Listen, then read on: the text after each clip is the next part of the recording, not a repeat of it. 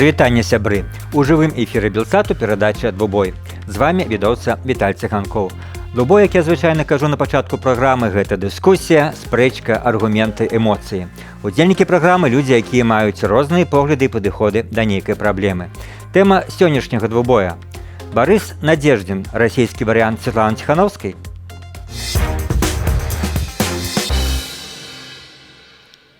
Удзельнікі дыскусіі – сусазнавальнік выдання «Реформбай» Александр Атрощенко. Прывітанне. И политолог-философ Петр Рудковский. Добрый вечер. Добрый вечер. Коротко свои аргументы сённяшнія удзельнікі вылучылі так. Насуперак спрочным уяўленням, у России грамадства моцна падзеленае ў справе вайны з Украінай. Антываенная частка даволі значная, яна можа налічваць до 30 мільёнаў. У такой сітуацыі я б здзівіўся, калі б не з'явіўся антываенны кандыдат у прэзідэнты, насуперак інтарэсам і пажаданням Кремля. Па ўсёй бачнасці, Надеждин і ёсць такім кандыдатам. Так заяўляе Сфадар Рудковскі. Удзел Надеждина не стварае ніякіх пагрозаў для ўлады Пуціна. Нічога не дае расійскай апазіцыі, але несе вялікія рызыкі для шчырых, дэмакратычна і антываенна настроеных расіян, якія праз давер да Надеждина і ўдзел яго кампаніі засвецяцца і зробяцца мішэнню на наступным віражы рэпрэсіяў. Так лічыць Александр Атрощенко. Ну што ж, але перад пачаткам дыскусіі давайце паглядзім сюжэт на гэтую тэму, які падрыхтаваў Віталь Бабін. Вялізныя чэргі па ўсёй Расіі, каб паставіць подпіс за патэнцыйнага кандыдата, які наважыўся кінуць выклік Уладзіміру Пуціну. Барыс Надеждин даў расейцам спадзеў на перамены, у тым ліку на заканчэнне агрэсарскай вайны супраць Украины. Я против войны, а это единственный депутат, который против войны. Я Надеждина плохо знаю, Путина не выношу. Пришел, чтобы выразить свою позицию антивоенную. Это, я считаю, вот единственный способ. У нас же сейчас не выборы. Мы сейчас ставим подпись за то, чтобы этот кандидат участвовал в выборах. А чем шире выбор, тем лучше. Пра сваё жаданне вылучацца на пасаду прэзідэнта Расіі ад партыі «Грамадзянская ініцыятыва» Барыс Надеждин заявіў летась у кастрычніку. Менавіта гэтую партыю на папярэдніх выбарах прадстаўляла Ксенія Сабчак, якая тады, паводле дадзеных расійскага ЦВК, набрала крыху больш за 1,5% галасоў выбарнікаў. Выбирается вот такой так называемый либеральный кандидат, на который много компроматов, у которого высокий антирейтинг, или который абсолютно никакой, как Надежда. И он выставляется для того, чтобы продемонстрировать своим гражданам минимальную поддержку со стороны российского народа, а Западу продемонстрировать, ребят, вот у нас были выборы. У расійскіх ліберальных колах ідуць зацятыя спрэчкі. Ці сапраўды Барыс Надеждин можа аб'яднаць расейцаў, або ён толькі тэхнічны кандыдат, каб стварыць штучную канкурэнцыю галоўнаму кандыдату Владимиру Путину. Мы прекрасно понимаем, в какой фазе эта политическая система сейчас. Она не позволит в условиях войны и явного совершенно нового этапа репрессий в целом против гражданского общества никакой политической мобилизации. Так что я не вижу здесь никакого, в этом смысле слова, позитивного момента в выдвижении Надеждина. На думку некаторых палітычных аглядальнікаў, кампанія Надеждина ў пэўнай ступені нагадвае сітуацыю з апошнімі выбарамі ў Беларусі, як і сёлета за расійскага палітыка. Тады ў беларускіх гарадах людзі стаялі ў вялізных чэргах, каб падпісацца за альтэрнатыўных кандыдатаў, у тым ліку за Святлану Ціхановскую. Я не лічу, што там ёсць што мае сэнс параўноўваць Надеждина і Ціхановскую. Прынцыповае адрозненне ўсё ж такі ў тым, што Барыс Надеждин з'яўляецца часткай расійскай палітычнай сістэмы. Барыс Надеждин удзельнічае ўжо на працягу вялікай колькасці гадоў у рознага кшталту расійскіх палітычных ток-шоу. І сапраўды, палітык хадзіў на расійскія палітычныя шоу 20 гадоў. Часам на тых эфірах яго пыталі і пра тое, што Расіі рабіць з Беларуссю. Пра будучыню нашай краіны палітык выказаўся даволі арыгінальна. Я еще раз хочу вас пояснить вашу мысль, что уж лучше, чем 30 лет деньги давать, действительно взять и оккупировать. Ну, это честнее, по крайней мере. Потому что просто в варианте, который сейчас, нас 30 лет держат за дураков, извиняюсь. Мы дружим, денег да, на. Так, все тихо. Так, а вы объединяться будете? Да-да-да, потом, заходите позже. Это длится 30 лет. І калі Святлана Ціхановская была кандыдаткаю, якая ніколі не мела ніякай сувязі з палітычнай номенклатурай, у тым ліку лукашэнкаўскай праўладнай, то Барыс Надеждин, падкрэслівае палітычны аналітык Александра Фрыдман, мае абсалютна іншы бэкграунд. калі ўж параўноўваць з Ціханаўскай, дык у Расіі быў такі чымсьці падобны кандыдат, гэта Кацярына Дунцова. Але Масква вырашыла яе нават не дапускаць да збора подпісаў. І я думаю, што тут сыграў адпаведную ролю менавіта эфект Ціханаўскай. Ну, не трэба тут рызыкаваць. Хай будзе лепш Надеждин, а вось Дунцова, можа, яна стане расійскай Ціханаўскай. А расійская Ціханаўская Крамлю не патрэбна. Кандидат в президенты! Дарэчы, у адказ на пытанне, ці бачыць Уладзімір Пуцін пагрозу ў асобе Барыса Надеждина падчас будучых прэзідэнцкіх выбараў, што пройдуць з 15 да 17 сакавіка, прэс-сакратар прэзідэнта Расіі Дмітрый Пяскоў заявіў, што Крэмль нават не разглядае яго як суперніка.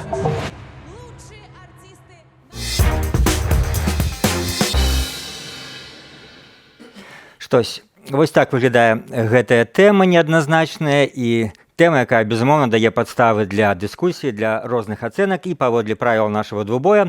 Спачатку дадзім удзельнікам сённяшняй дыскусіі па адной хвіліне, каб максімальна і стратэгічна коратка выказаць сваё меркаванне па тэме сённяшніх дэбатаў. Калі ласка, Пётр Рудковскі, ваша хвіліна. Дякую. Па самых асцярожных ацэнках больш за 30% расіянаў выступаюць за вывад расійскіх войскаў з Украіны. Больш за 60% баяцца, асцерагаюцца новай хвалі мабілізацыі. У абсалютных лічбах, это улічваючы, што апытваліся дарослыя жыхары, гэта больш за 30 мільёнаў і 60 мільёнаў адпаведна. Апроч таго, нікуды не знікаюць сацыяльна-эканамічныя праблемы. Тая самая рэха пенсійнай рэформы, апасенне большай залежнасці ад Китая. Канешне, гэтыя апасенні, праблемы, яны больш так рассеяныя па розных слаях грамадства. Гэтая сітуацыя даволі складаная для Крамля. У Пуціна, хутчэй за ўсё, рэйтынг вышэй за 50%, можа нават значна вышэй, але у Крамля сур'ёзная праблема. І я думаю, што Барыс Надеждин яшчэ больш павелічвае гэтую праблему. Добра, дзякую. Хвілінка, Александр Трощенков. Дзякуй. Я абсолютно пагаджуся з усім, што кажа мой апанент, але праблема ў тым, што я лічу Барыса Надеждина абсалютна залежным кандыдатам, з спіны якога тарчаць дастаткова відавочна вушы Кірыенкі і адміністрацыі Пуціна. І сапраўды шмат такія праблемы. Мы ведаем, што Крэмль вырашае праз рэпрэсіі.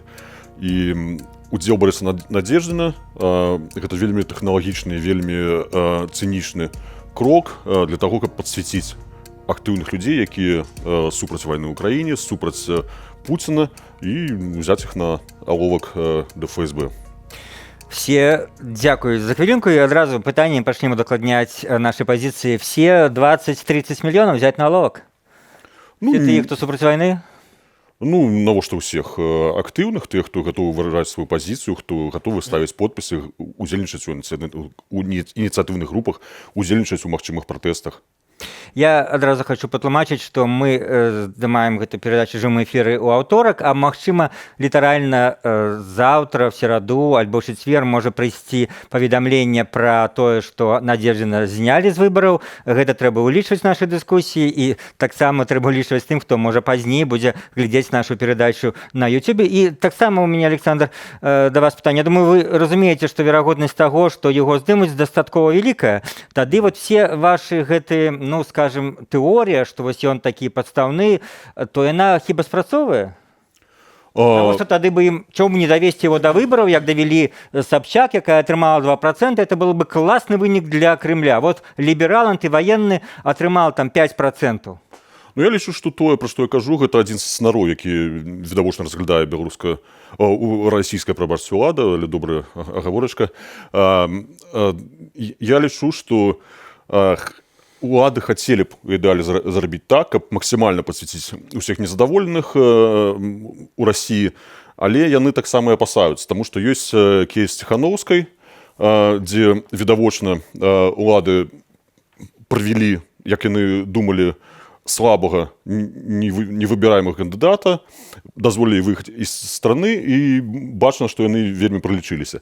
І таму я бачу, што расійскае кіраўніцтва таксама страхуецца ад такого варыянта. Там менавіта таму выбраны дастаткова мала прываблівы чалавек, які кажа таксама у тым ліку дастаткова таксічныя рэчы, які устроены у расійскую уладную канфігурацыю. Ён абсолютно сістэмны чалавек з абсолютно досведам працы, супрацы у тым ліку з тым рэжымам. І плюс, не будзем уже не казаць, ціхаваць слана ў пакоі. Расія гэта дастаткова антисемітская страна, Надзеждин еврей па маці. І я думаю, менавіта таму Путін выбраў, адміністрацыя прэзідэнта выбрала такого чалавека, каб ён дакладна не стаў новай Ціхановскай, каб ён не набраў там пэўна нават 15%. Цікава, у нас яшчэ ў праграме далей будуць іншыя меркаванні наконт рэйтынга, патэнцыйнага рэйтынга Надзеждина. А пакуль, Пётр, спытаю вас, можна ставіцца недаверліва да таго, што так все распрацавана, але все-таки дастаткова, мне здаецца, верагодна сцвярджаць той факт, што все-таки выбараў на сёння ў Расіі няма як справядлівага, скажем, працэсу. А ён кіруецца Крэмлём, як і в свой час доўгія гады ў Беларусі. Ці вы з гэтым тэзісам даеце ему, что он недостатково стопроцентный? Не, значит, выборов, конечно, в России нема як таких.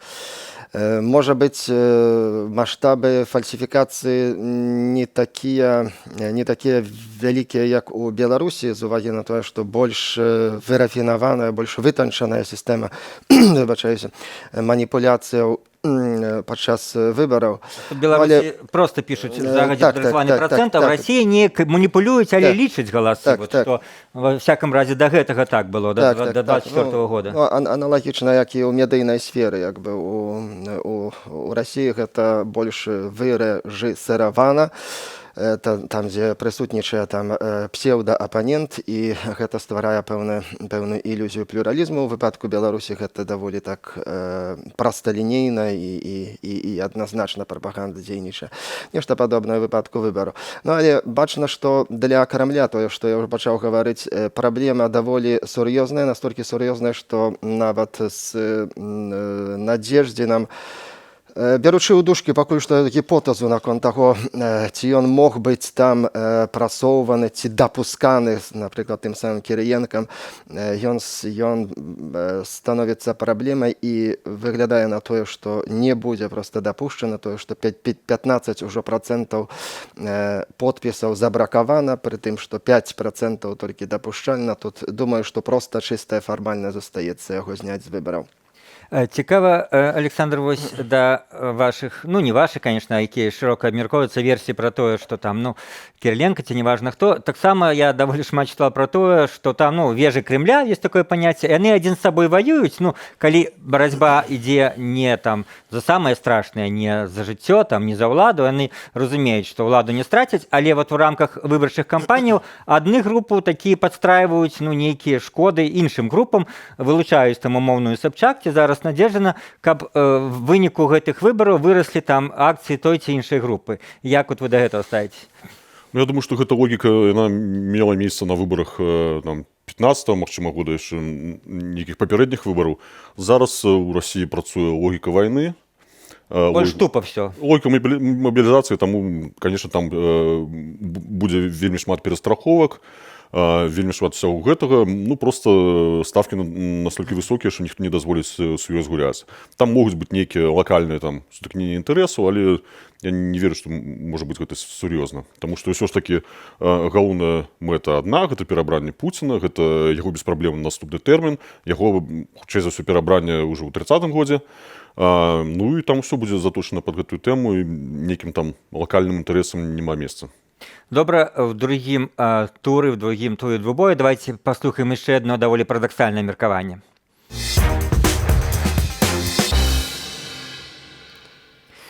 Падчас выбарчай кампаніі ў Расіі цалкам можа паўтарыцца кейс Ціхановскай. Так, прынамсі, лічыць адзін з расійскіх палітолагаў Аббас Галямаў, пры ўмове, што Барыса Надзеждина, канешне, дапусціць да ўдзелу ў выбарах.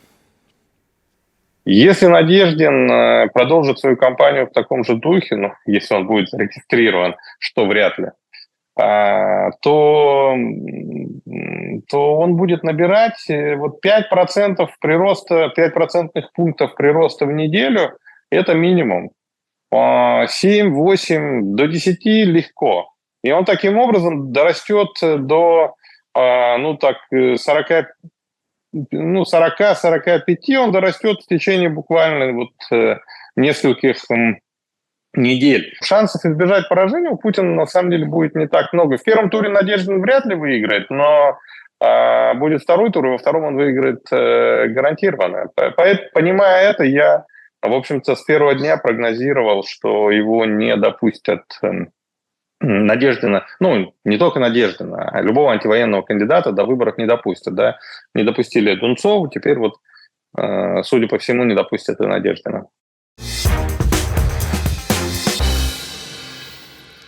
Вось такая ацэнка даволі паважанага вядомага палітолага. Як бы вы да і паставіліся? У тым сэнсе, што сапраўды, аказваецца, на меркаванне Галямова ёсць чаго баяцца Крымлю, але чаму гэты сцэнар не мог бы быць цалкам рэалістычны, паколькі в пэўным сэнсе мы назіралі даволі нярэдка, як снежны ком каціцца рэйтынг пэўных палітыкаў у той ці іншай, скажем, сітуацыі. Ці вы лічыце, што сапраўды вось пры такім варыянце Пётр мог Кремль разумець, што вот это все можа адбыцца, ці тут у страха вочы занадта вялікія? Ну, тут меркаванне, канешне, цікавае, толькі думаю, ці гэта спадар Галямаў больш як палітык, ці як палітолаг выражаў гэтае меркаванне.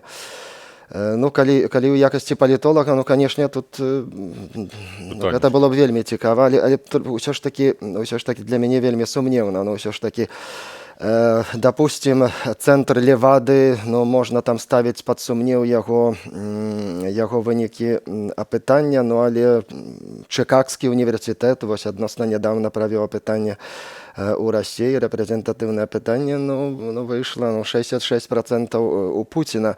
Думаю, што пазіцыя Пуціна ўсё ж такі нашмат мацнейшая, чым у Лукашэнкі ў 2020 годзе. З другога боку, феномен Ціхановскай, гэта акумуляцыя некалькіх фактараў, яна проста сабрала у першую чаргу галасы за альтэрнатыўных кандыдатаў, это Ціхановская мужа, яе бабарыкі і цапкалы, выбарцы которых спадзяваліся на гэтае абяцанне вельмі простае, вельмі акурат, которое моцна спрацавала тады правядзенне новых выбараў, калі беларусы змогуць сапраўды прагаласаваць за тых, каго лічаць фактычна не за нейкую праграму, а людзі проста галасавалі за справядлівасць, за крыўду, за тое, каб все было па-чэснаму. Так, сітуацыя і ў першым плане, і ў другім плане ў Расіі адрозніваецца, але гэта не змяняе як бы той першай тэзы, которая мяне можа не так востра гучыць, чым у расійскага эксперта, што ўсё ж такі у Крамля сур'ёзная праблема, што эта праблема мае патэнцыял развівацца на яшчэ большую некарысць. Гэта значыць, што гэтае незадавальненне цяперашняй сітуацыі, яна можа проста павялічвацца як снежны ком. Гэта цалкам магчыма. Вось Пётр кажа, што ў Крымля сур'ёзная праблема. Александр, вы так пераважна паводле вашых рэплікаў з ім не згодныя. І ці вы лічыце, што... Я абсолютно згодны, што у Крымля не згода з насельніцтвам са значнай яго часткай. Але я лічу, што Надеждин гэта не той інструмент, каб вырашыць гэта. То бок, калі был бы нейкі умоўны ідэальны кандыдат, не ведаю, каго называць прозвішча, умоўна скажем, Навальны был бы на свабодзе, напэўна, з самых популярных, то тады б вось был бы патэнцыйны эфект такого снежного кома нарастання рэйтынгу? Па-першае, я не бачу нікую снежного кома нарастання рэйтынга. Тое, што кажуць пра то, што рэйтынг расце на 5% у тыдзень, няхай он расце. Гэта ж не значыць, што на наступны тыдзень он таксама будзе расці. Плюс да выбараў засталося 5,5 тыдняў. Нават калі ён працягне такі рост, гэта 25%. Гэта яшчэ мала, пры тым, што у Пуціна фактычна там канстытуцыйная большасць, калі гэта не смешна казаць пра ужываць слово канстытуцыя, калі кажаш пра Расію. Я не бачу, каб Надзеждзін стварыў нейкую сур'ёзную альтэрнатыву. Калі б быў Навальны, зразумела, ў краіне, дзе няма выбараў, у яго таксама не было шансаў, але можна было б казаць пра эфект Ціхановскай, калі б пэўная частка людзей выйшла на пратэсты, атаясамляла неяк сябе з гэтым кандыдатам. Ну, я не бачу. Ну, вось мы і перайшлі ўжо сапраўды да значнай часткі нашага эфіру, нашага двубоя, эфект Ціхановскай, в тым сэнсе, што і там выбараў няма, але выбары выкарыстоўваюцца як магчымасць людзям выйсці і паспрабаваць змяніць уладу, ну, скажем, мірным пратэстам ці, можа быць, немірным. Менавіта з гэтага пункту гледжання. На сёння расійскае грамадства выглядае дастаткова задаўленым, в адрозненне ад беларускага ў 2020 годзе. Гэта тое, што, ну, напэўна, вось вы скажаце, што малаверагодна, што людзі там могуць кудысьці выйсці. Гэта вынік такой падтрымкі Пуціна ці вынік рэпрэсіяў? Гэта і тое. Па-першае, рэйтынг Пуціна значна больш за 50%, як сказаў мой апанент.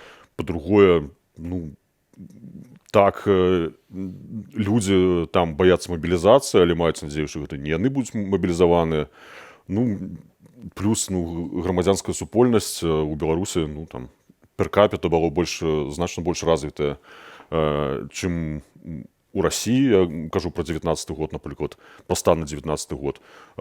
Плюс у нас была умовная либерализация, там хотя бы каля 4 годов. Ну, это была нават не умовная либерализация, а реальная, так? Бо белорусские незалежные СМИ, ну, литерально доминовали у Беларуси в 19-20 году. Никто не считал ни Советскую Белоруссию, ни так далее. У путинской России хедлайнеры — это Соловьев, Киселев и так далее. И люди, значная часть якіх пазбаўлены там здольнасці да крытычнага мышлення, гэта бачаць, гэта любяць, ім гэта падабаецца. Таму я не бачу патэнцыялу для сур'ёзных пратэстаў у Расіі зноў. І мы бачылі, як паказальна жорстка былі падаўлены апошнія пратэсты ў Башкартастане. Ну, і гэта, здаецца, таксама сігнал, што расійская ўлада мабілізаваная. Ну, прабачце, мне нават цяжка пра гэта сур'ёзна размаўляць, таму што, ну, Расія вядзе вайну, адну з самую крупную ў Европе за... Какая можа быць магчымасць для пратэстаў падчас вайны? Да пратэстаў, да выбараў, ну, гэта аперацыі пераназначэння Пуціна. Всё, гэта, ну, не ведаю, в 37-м годзе ці ў 42-м выйшаў бы праз выбары нейкі там супраціўнік Сталіна мабілізаваць старонніку. Ну, прабачце, мне у гэтым вельмі цяжка пабачыць нешта сур'ёзнае. Просто вот все это аналізуючы, можна сказаць, што Крэмль улічыў памылкі ці гісторыю Беларусі і то, што літаральна там з 94-го, з 96-го дакладна гаварылі, што Беларусь як такі палігон ідзе наперадзе, а Крэмль потым па магчымасцях сваіх паўтарае фактычна праз некалькі гадоў тое, што робіць дыктатар Лукашенко. Ну, не сказать, как это была одна граница, один подручник для Кремля. Ну, але, конечно, уличивается в опыт и Беларуси, и того самого Казахстана.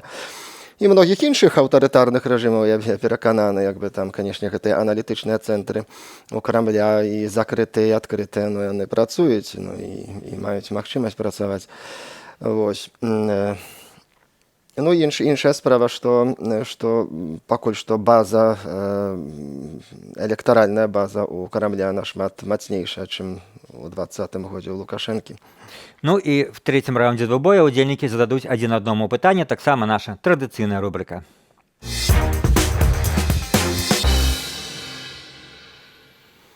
Адрозненне пазіцыі ёсць, а на істотнай, магчыма, у вас нарадзілася жаданне нешта ўдакладніць і сваім пытаннем, можа быць, паставіць апанента в тупик. Александр, што бы спыталі у Петра? Ну, я маю такое пытанне, што я бачу толькі негатыўныя сцэнары і толькі шкоду ад удзела Надзеждзіна ў гэтых выбарах. Там у Крэмля ёсць цэлы спектр месцаў, дзе яны могуць зрабіць гадасць. Яны могуць даць яму 1% і сказаць: вось глядзіце, супраць вайны ў Расіі 1%. Гэта адна гадасць. Іншая гадасць, яны могуць даць яму 15%, ён выедзе як Ціхановская і падамне пад сябе і іншых рускіх лібералаў, Каспарова, я маю на ўвазе, гэтак далей. Трэцяе, гэта тое, што казаў, рэпрэсіі, якія патэнцыйна падпадуць людзі, якія яго падтрымалі. Чацвёртае гэта ну просто страта надзеі. Ці вы бачыце нейкі пазітыў, нейкі пазітыўны сцэнар ад гэтага удзелу? Ну, што тычыцца гэтых гіпатэтычных варыянтаў, канешне, яны тэарэтычна магчымыя, але з такіх найбольш імаверных сцэнараў тое, што проста Надзеждзін не будзе дапушчаны да наступных этапаў гэтых выбараў. Ну, а іншая справа гэта у выпадку, калі ёсць нулёвы шанец нешта зрабіць і 2% шанец нешта зрабіць, ну то хутчэй за ўсё гэты другі варыянт лепшы, больш рацыянальны. Канешне, можна звярнуць увагу, што 98% як бы імавернасці, што не ўдасца, прынамсі на гэтым этапе. Ну, але ў выпадку нулёвага шансу нічога не раблення, не спробы не прадпрымання спробы выкарыстаць гэтую сітуацыю, мабілізаваць праціўнікаў вайны альбо там незадаволеных рэгіянальнай палітыкай той самай Крамля, сацыяльна-эканамічнымі праблемамі, которые прысутнічаюць, гэтымі апасеннямі наконт будучыні, бо трывожнасць у расіянаў расце. Ну, гэта азначала б, што проста звядзенне да нуля гэтага шансу. Просто Александра, я так разумею, з усіх яго рэплік ввогуле сцвярджэнне, што Надзеждзін і не спрабуе нешта такое зрабіць, нават свае 2%, бо ён, ну, верагоднасці, бо ён лялька, якая кіруецца адной з вежаў Крымля. Ну, калі такая тэза, ну, то тады пытанне, што не з'яўляецца лялькай.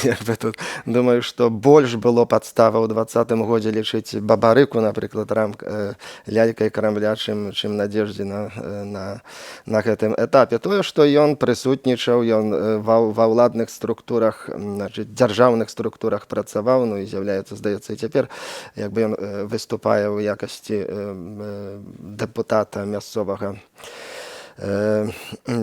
савета, калі не памыляюся, можа я нешта памыляюся, але ва ўсякім разе тое, што ён можа мець кантакты з адміністрацыяй Пуціна, прынамсі у мінулым мог мець, тое, што маглі ў некаторых колах Крамля дапускаць тое, што можа быць будзе аплочвацца ім яго упусціць усё ж такі ў гэтую сферу і, па-першае, празандзіраваць сітуацыю, вось тое самае выяўленне такіх нелаяльных, па-першае, па-другое, каб скампраметаваць, напрыклад, гэтую антываенную опцыю. Гэта таксама магло быць, але хутчэй за ўсё гэта ўжо мінулае. Гэта нават калі разглядалася як магчымы сцэнарый, то ўсё указвае на тое, што Крэмль занадта слаба пачуваецца. Нешта падобнае, як Лукашенка ў свой час, яшчэ тады, калі была правацэнтрысцкая кааліцыя, ладзіла праймерыс, то там усё указвала як бы на тое, што ў Лукашэнкі ўсе шансы як бы элегантную перамогу атрымаць. Прывернулася. Все-таки, так. Пётр, зараз вы зададзіце свое пытанне Александру, але спачатку я у Александра высветлю, пакуль гарячая гэта вось менавіта аргумент. Калі вы кажаце, што ён, ну, там сказаць, цалкам ідзе падкантрольны ад Крамля, то просто мы ведаем, вы таксама вельмі добра ведаеце не горш за мяне гісторыю там усходняй Еўропы, калі і гісторыю нават там Расіі, той жа Ельцын, калі людзі внутры сістэмы такія рабілі, ну скажем, потым перамены, хаця яны выходзілі з самых карэнёў гэтай сістэмы, былі плоть ад плоці сістэмы, не то што як Надзеждзіна, а былі там на верхушках, і яны рабілі в выпадку там гістарычнага павароту, яны рабілі тыя крокі, якія гэту сістэму развальвалі, забаранялі кампартыю і так далей. То бок, калі нават ён кімсьці кіруецца, калі б уявіце, што ён кудысьці прыйшоў, это няма ніякай гарантыі, што гэтыя, каго ён зверне, будуць далей ім кіраваць, ён сам стане гаспадаром. Ну, вялікае адрозненне ў тым, што вы кажаце, з тым, што зараз адбываецца ў Расіі, у тым, што гэтыя перамены, калі номенклатуршчыкі некія, былыя камуністы самі рабілі перамены, у тым, што гэта была ўжо стадыя развала камуністычнай сістэмы. Зараз пуцінская сістэма вельмі далёкая ад стадыі развала. Яна пачувае Тут з вамі многія паспрачаюцца. Ну, але гэта не 89-й год. Гэта можна спрачацца, там гэта 56-й ці 42-й, калі такія аналогіі праводзяць.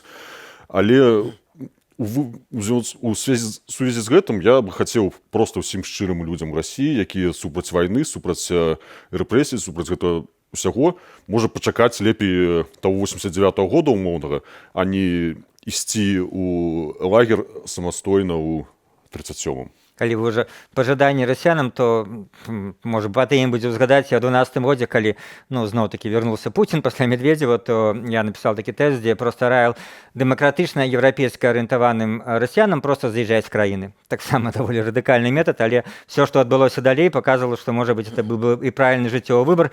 Тым не менш мы не ўпусцілі, мы не забылі. Пётр, ваше пытанне Александру. Маё пытанне такое, што мае быць такім прызнакам таго, што вось цяпер варта дзейнічаць, альбо і што з'яўляецца прызнакам таго, што вот гэты кандыдат альбо гэтая опцыя не кантралюецца альбо не з'яўляецца марыянеткай Кремля. Я не ведаю, павінна адбывацца нешта, што было ў 80-е годы, павінен быць глыбокі крызіс сістэмы, павінна быць як мінімум большасць староннікаў пераменаў. Гэтага ўсяго мы не бачым. Пуцін далей самы папулярны палітык у Расіі, яго палітыка можа крытыкуецца недзе ў крылках, але нічога няма, мы не бачым нейкіх прызнакаў прыкметаў расколу кіруючай эліты. Таму, на жаль, в удзеле Надеждина у меня параллель выключна с зімбабвійскімі гэтымі лістамі. Потому что я разумею, что люди, якія шырыя... Нігерійскімі, так, прабачце. Якія жывуць у Расіі, якія супраць Пуціна, супраць вайны, яны зараз вельмі разгублены. Яны сапраўды страцілі надзежду, таму што яны бачаць гэтую агрэсіўна паслухмяную большасць, яны бачаць ўсё гэта, прабачце, скотства, што робіць Расія ва ўкраіне, ў іншых месцах з адабрэння большасці людзей. Я разумею, якім... Думаю, што разумею, якім псіхалагічным стане яны знаходзяцца, яны гатовыя цепляцца нават за такое. Таму у гэтых нігерійскіх пісьмах там расстаўлены нейкія такія якарька, што там 100 мільёнаў вы атрымаеце ад вашага дзядзі, якога не ведалі, нічога рабіць не трэба. І сапраўды людзі, якія страцілі надзею, тут атрымліваюць чалавека з гаварячай фаміліяй, што таксама намікае на нейкі цынізм у простай краіне, на палітычны клас, якой мы ведаем, якую ўплыў аказаў Віктор Пелевін і яго літаратура. Мне, на жаль, цяжка просто адносіцца да гэтага ўсяго. Я зразумела ваш адказ. У мяне такое рытарычнае пытанне, ці нашы аналагі у 1989 годзе у Савецкім Саюзе альбо па-за ім ведалі, альбо адчувалі, альбо бачылі прызнакі, што сістэма савецкая развальваецца. Я так з 88-89-го ўжо хтосьці бачыў і ведал, і был упэўнены. Не 85-м, конечно, так.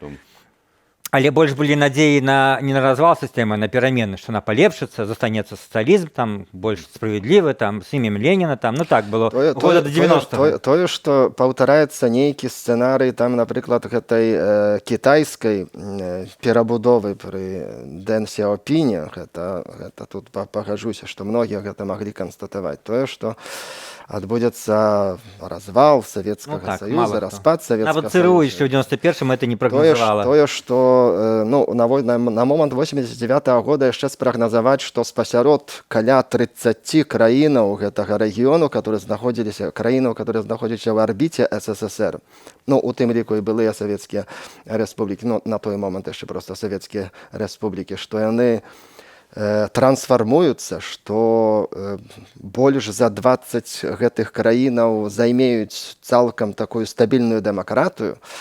То бок я разумею, Пётр, ваши аналогі не змаглі б гэта. Што трэба хоць нешта, маўляў, рабіць, але тут ёсць аргумент даволі моцны рэпрэсіяў, што тыя людзі, якія будуць нешта рабіць, выходзіць там на пікеты з-за таго ж Надеждзіна, яны трапляюць на нататку, скажем так, на то, што іх заўважыць рэпрэсіўныя расійскія органы. Можна рэпліку? Да. Адна з прыкметаў, у якой я бачу стабільнасць пэўную пуцінскай сістэмы, гэта паралелі з вайной ва ўкраіне і вайной в Афганістане. За 2 гады Расія згубіла в Украіне ўжо у дзесяткі разоў больш людзей, чым за 10 год в Афганістане. але палітыка Пуціна карыстаецца падтрымкай, і гэта ніяк пакуль што мы не бачым, каб гэта пахіснула гэтую сістэму. І ў гэтым я бачу пэўную прыкмету стойкасці. Калі людзі пачнуць ад гэтага стамляцца, калі гэта будзе ўжо выкрыкам для Пуціна, можа, гэта будзе адной з прыкмет. От першае сусветнае, 14-й пачалося, але браджэнне пачалося праз 3 гады. В 17-м все вось ва ўсіх краінах, перш за ўсё в Расіі. Бачыце, тут адна справа колькасць загінуўшых, іншая справа гэта асэнсоўванне ў грамадстве таго, што адбылося і ў імя чаго гэта адбылося.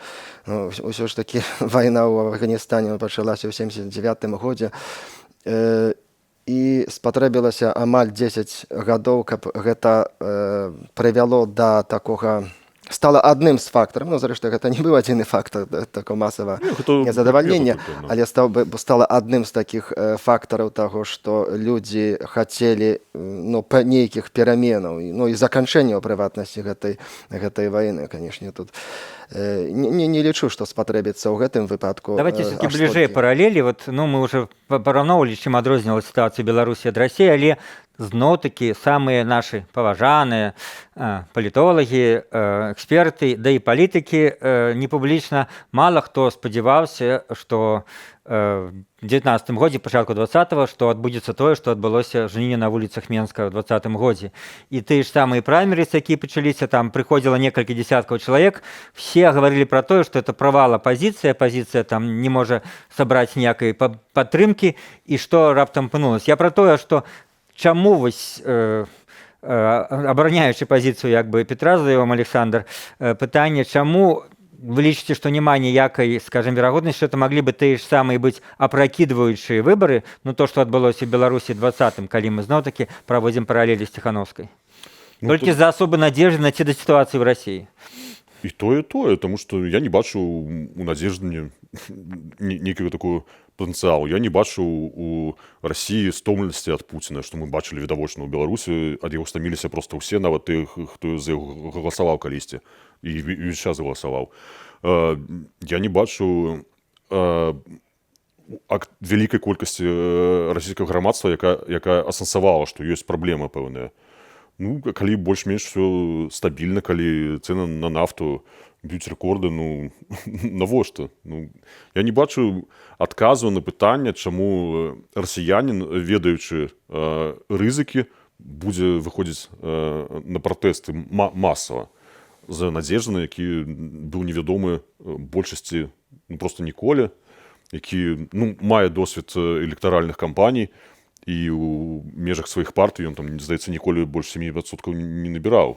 Давайте шчыра казаць. Што прозвішча прыгожае? У Расіі ніколі дэмакраты не набіралі больш 15%. Гэта было на выбарах, здаецца, у Думу 93-го года, калі краіна была стомленая ад камуністаў, імі развалена і гэтак далей.